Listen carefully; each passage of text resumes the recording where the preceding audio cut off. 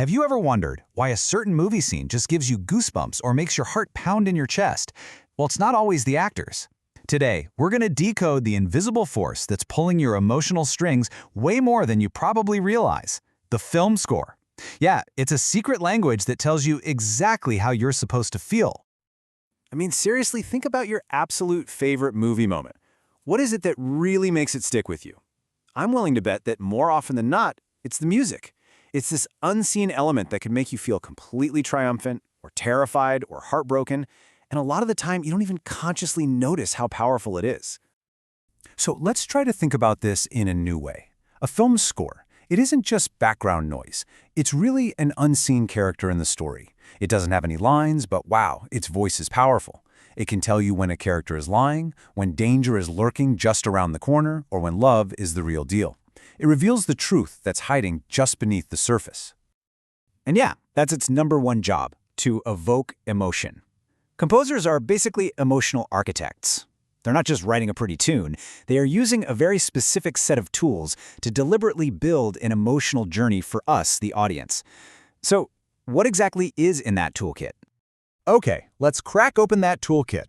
To really get how composers work their magic, we just need to learn a few key words from their secret language. And trust me, it's a lot simpler than it sounds. First up, the absolute foundation of everything: pitch. This is just how high or low a note sounds. But that simple difference, it's everything. Think about the high, shrieking pitch of a violin in a horror movie versus the low, rumbling pitch of a cello that signals dread. The way composers arrange these highs and lows is what creates the melody, the part of the music you just can't help but hum along to. Next, we've got this fantastic little trick called tremolo. You gotta listen for that rapid, shaky, trembling sound. You usually hear it from a string instrument. It's basically the musical version of a character's quick, nervous heartbeat. Composers use it to inject instant tension into a scene, putting you right on the edge of your seat before you even really know why. Now this might just be the most powerful tool in the entire toolkit. It's the choice between a major and a minor key. A major key gives us that bright, optimistic, heroic feeling. I mean, think of pretty much any superhero theme you know. But just by shifting to a minor key, bam, the mood instantly becomes sad, tense, or super mysterious. This single choice can define the entire emotional landscape of a scene. It's night and day. But here's where the real genius comes in. It's all about how these tools are combined. See, composers don't just use them randomly. They follow these specific musical recipes to cook up the exact emotion a scene needs. Okay, let's check out a few of these recipes. Let's start with the total classic. Picture this: a character is sneaking down a dark hallway. They have no idea what's around the corner, and neither do you. So how does the music tell you to be scared? Well, the recipe is all about creating unease. Composers will use these long, drawn-out notes and then follow them with sudden, sharp ones, or even just total silence, to keep you completely off balance. And the most famous example of this? Jaws. Da-dun, da-dun. Just two simple alternating notes. That's all it takes to create that unforgettable, primal feeling that doom is on its way. That is the power of simplicity.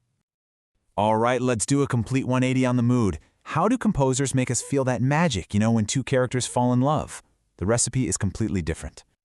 For romance, the recipe is all about warmth and big emotion. The notes are slow, they're held for a long time, creating these big, sweeping melodies that just rise and fall so gracefully. And for that little extra touch of magic, composers will often add these high, twinkly notes. It's like you can hear the little sparks flying between the two people. It's that smooth, flowing sound that tells our brain, yep, this is love. Now for a different kind of feeling: determination. Think about a training montage, or a team getting together to plan a huge mission. The music has to signal progress and focus. The recipe for purpose is so clear and so effective.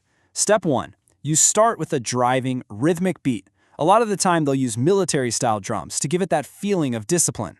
Step 2. You layer a heroic-sounding melody in a major key right over the top. And then, Step 3, you keep the tempo steady. Not too fast, not too slow, to signal that focused, relentless, forward progress. Okay, so what happens when things go from purposeful to just plain perilous? When the action kicks in and the characters are in immediate danger, the music has to sound chaotic and totally overwhelming. To create this feeling of danger, composers basically throw everything at you.